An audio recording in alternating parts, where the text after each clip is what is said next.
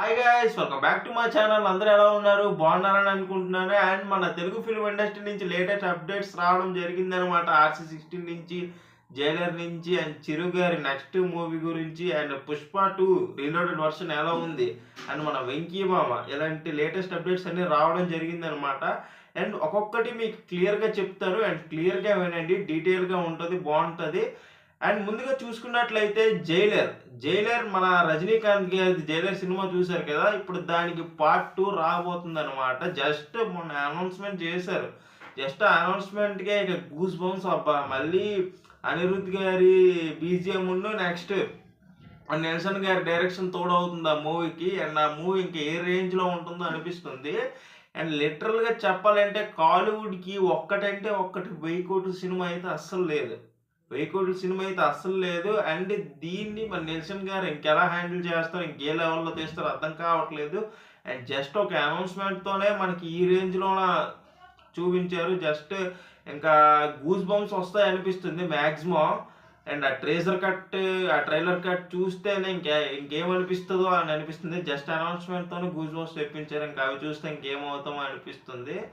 And లిటరల్గా చెప్పాలంటే జైలర్లోన 3 cameo roles ఉన్నాయి కదా, శివరాజ్ కుమార్ను, మోహన్ లాల్ గారును, ఇంకొక యాక్టర్, మొత్తం ముగ్గురు. అండ్ ఈ సినిమాలో కూడా జైలర్ 2లో కూడా ఏం చేస్తున్నారంటే దానికి కూడా క్యామియో రోల్స్ని తీసుకుంటున్నారంట. అండ్ మన తెలుగు ఫిల్మ్ ఇండస్ట్రీ నుంచే ఎవరనుకుంటారు, మన బాలయ్య గారిని, మన చిరంజీవి గారిని తీసుకోబోతున్నారంట జైలర్ 2కి. అండ్ ఇదిలా ఉంటే పక్కాగా 1000 కోట్లు కొడతదని అనిపిస్తుంది జైలర్ 2. ఎందుకంటే కాలీవుడ్కి అసలు లేదబ్బా 1000 కోట్ల సినిమా అయితే అసలు లేదు. 1000 కోట్లు కొట్టింది. అండ్ దీని తర్వాత ఇంక ఏ రేంజ్లో ఉంటుంది అని అనిపిస్తుంది సినిమా. అండ్ ఇంకా మన చిరంజీవి గారు ఏం చేస్తున్నారంటే ఇలాగ వరుస పెట్టి కొత్త డైరెక్టర్లతో సినిమాలు తీస్తున్నారు. ఎవరు యంగ్ డైరెక్టర్స్, యంగ్ ఫిలిం మేకర్స్తో సినిమాలు తీయడానికి బాగా ఇష్టపడుతున్నారు. అలాగే ఆయన ఇప్పుడు కళ్యాణరామ్ గారితో బింబిసారా తీసిన విశ్వంబర తీస్తున్న ఆ డైరెక్టర్తో ఒక మూవీ చేస్తున్నారు. అండ్ మన శ్రీకాంత్ అడ్డాల గారితో ఒక మూవీ చేస్తున్నారు. అండ్ నెక్స్ట్ మన అనిల్ రావుపూడి గారితో ఒక movie, and Lucky Bhaskar and sir మూవీస్తో సక్సెస్ ట్రాక్లో ఉన్న వెంకీ అట్లూరి గారితో ఒక మూవీని అనౌన్స్ చేశారు. మొత్తం 1 కాదు, 2 కాదు, 3 కాదు, ముగ్గురు యంగ్ డైరెక్టర్స్తోని ఈ మూవీస్ని అనౌన్స్ చేశారు. అండ్ చిరంజీవి గారు కూడా బోళశంకర్ నుంచి ఆయన స్క్రిప్ట్ సెలక్షన్ కూడా చాలా బాగుంటుంది అనిపిస్తుంది నాకైతే, చాలా గ్యాప్ తర్వాత. ఎందుకంటే 2 ఇయర్స్ బ్యాక్ వచ్చిన వాల్తేరు వీరయ్యే ఆయన బిగ్గెస్ట్ హిట్ అనుకుంటా. అండ్ ఇక్కడ నుంచి ఆయన ఈ ముగ్గురు క్రేజీ డైరెక్టర్స్ క్రేజీ ఫిలిమ్స్ ఇస్తారు అనిపిస్తుంది. అండ్ అనిల్ రావుపూడి గారు అయితే ఆయనకి తగ్గట్టు కథ రెడీ చేసుకుంటున్నారంట. ఆయనకి గరనమ్ముగుడు, గ్యాంగ్ లీడర్ ఆ టైప్లో ఒక కథని సెట్ చేస్తారంట చిరంజీవి గారికి. అండ్ చూడాలి ఇంకా ఏ రేంజ్లో ఉంటాయి అనిపిస్తుంది. మన పుష్ప 2 రీలోడెడ్ వర్షన్ మన జనవరి 17న రిలీజ్ అవ్వడం జరిగింది. ఇక రీలోడెడ్ వర్షన్ ఆ 20 నిమిషాల ఫుటేజ్ని పీక్స్లో ఉంది. ఆ అల్టిమేట్ సీన్స్ ఉన్నాయి. అండ్ ఇప్పటికే 1830 కోట్లు కలెక్ట్ చేసింది సినిమా. ఇంకా లాంగ్ రన్లో 2000 కోట్లు పక్కకు కొట్టే ఛాన్స్ ఉంది. ఎందుకంటే చెప్తున్నానంటే ఆ సీన్స్లో కొంచెం మిస్మరైజింగ్ సీన్స్ కనబడ్డాయి నాకైతే. అండ్ చాలా బాగుంది. ఈ సంక్రాంతి రేస్లో బాగా పండాయి. ఇప్పుడు కూడా థియేటర్స్లో హౌస్ఫుల్ నడుస్తుంది. 20 మినిట్స్ దాదాపు ఏ సినిమాకి లేదు. ఏ సినిమా అయినా దాదాపు రిలీజ్ అయిన 10 డేస్లో ఓటీటీలోకి వచ్చేస్తుంది. ఈ సినిమాకి అలా లేదబ్బా. ఈ సినిమాకి రిలీజ్ అయిన 45 రోజుల తర్వాత ఎక్స్ట్రా ఫుటేజ్ని యాడ్ చేశారు. అండ్ రెస్పాన్స్ మాత్రం నెక్స్ట్ లెవెల్లో ఉంది. అండ్ మన వెంకీ మామ ఏం చేశాడంటే మొత్తానికి మాయ చేశాడబ్బా. మాయ అంటే ఏంటి కాదు, ఎందుకంటే లిటరల్గా ఎవరు ఎక్స్పెక్ట్ చేయలేదు. సంక్రాంతికి పాన్ ఇండియా అంటే game changer, Daaku Maharaja and సంక్రాంతికి వస్తున్నాం.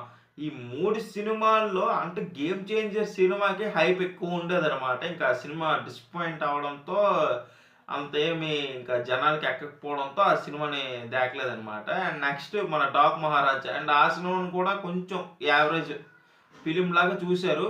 అండ్ సంక్రాంతికి వస్తున్న మూవీ హ్యూజ్ కలెక్షన్స్ తెచ్చిపెట్టింది. రిలీజ్ అయిన 5 రోజుల్లోనే 150 కోట్లకు పైగా కలెక్ట్ చేసింది. అండ్ ఈరోజు గ్రాస్ అండ్ రేపటి గ్రాస్ ఇలా ఇంకా పెరుగుతూనే వెళ్తుంది. దాదాపు 200కు పైగా కోట్లు కొట్టింది ఒక కమర్షియల్ సినిమా. ఈ సినిమాని జస్ట్ 72 రోజుల్లోనే షూట్ చేశారంట మన అనిల్ రావిపూడి గారు. అండ్ దిల్ రాజు గారు ఏమన్నారంటే ఈ సినిమాని సంక్రాంతికి రిలీజ్ చేద్దామంటే వద్దనేసారంట. గేమ్ చేంజర్కి ఎక్కడ హైప్ తగ్గుతుందా అని ఆ సినిమాని రిలీజ్ చేయొద్దు అన్నారంటే దిల్ రాజు గారు. కానీ మన వెంకటేష్ గారు అనిల్ రావిపూడి గారు వెళ్ళి మరి ఇది ఒక పండగ లాంటి సినిమా, ఇది పండగకు వస్తేనే బాగుంటుంది అని రిక్వెస్ట్ చేసి ఆ సినిమాని సంక్రాంతికి రిలీజ్ అయ్యేటట్టు చేశారు. లిటరల్గా చెప్పాలంటే గేమ్ చేంజర్కి వచ్చిన లాస్ట్ని సంక్రాంతికి వస్తున్న సినిమా కవర్ చేసిందనే చెప్పాలి. దిల్ రాజు గారికి కాపాడిందనే చెప్పాలి, దిల్ రాజు గారికి శిరీష్ గారికి. అండ్ మొత్తానికి సినిమా సంక్రాంతి విన్నరని విన్నరే సంక్రాంతి విన్నరే. ఈ సినిమా అయితే పక్కగా సంక్రాంతి విన్నరే.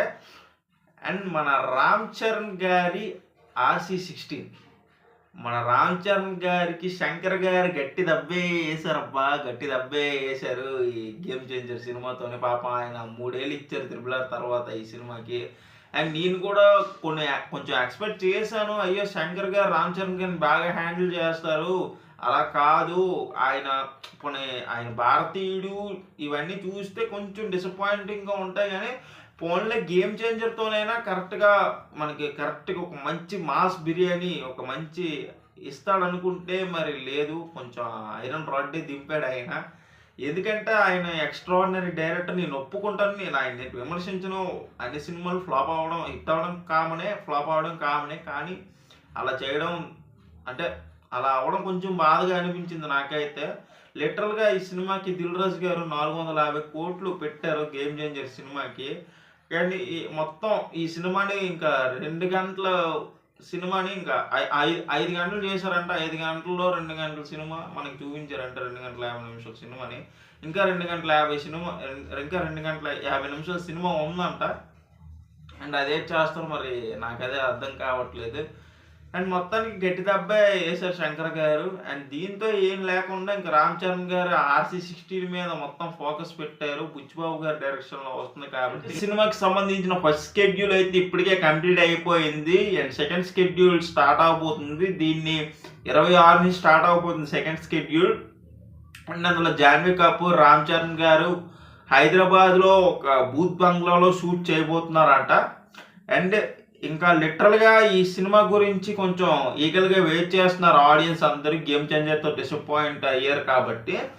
అండ్ మన త్రివిక్రమ్ గారు అయితే ఎన్నో సంవత్సరాలు వెళ్ళి కష్టపడుతున్నారు అబ్బా, కమర్షియల్ సినిమాలతో సాగిపోతుంది తప్పించి ఆయన ఫిలిం జర్నీ ఒక పాన్ ఇండియా సినిమా తీయాలని తపనైతే ఆయనలో చాలా ఉంది. కాకపోతే కొన్ని కారణాల వల్ల అయితే కుదరలేదనమాట.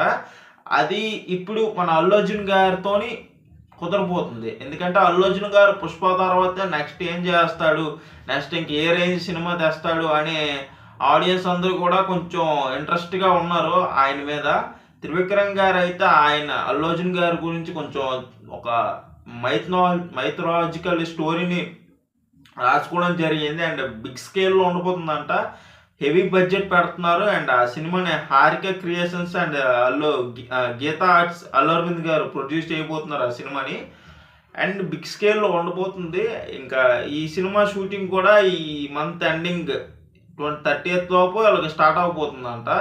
అండ్ అన్నీ బాగుంటే ఈ సినిమా అలా వరుస పెట్టి కొంచెం షెడ్యూల్స్ పూర్తయితే సినిమా కొంచెం పర్ఫెక్ట్గా వస్తుందని అనుకుంటున్నాను. త్రివిక్రమ్ గారు అల్లు అర్జున్ కాంబోలో దాదాపు 3 మూవీస్ వచ్చాయి కదా, July, son of Satyamurthy and అలా వైకుంఠపురంలో 3 మూవీస్ హిట్టే. అండ్ నెక్స్ట్ వీళ్ళు కాంబినేషన్ రిపీట్ అయితే అండ్ పక్క బ్లాక్ బస్టరే.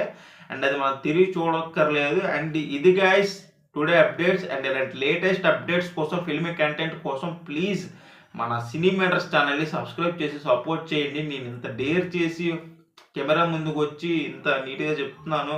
మీకు నా కష్టానికి వీడియో ఒక్కటి లైక్ చేయండి చాలు. And please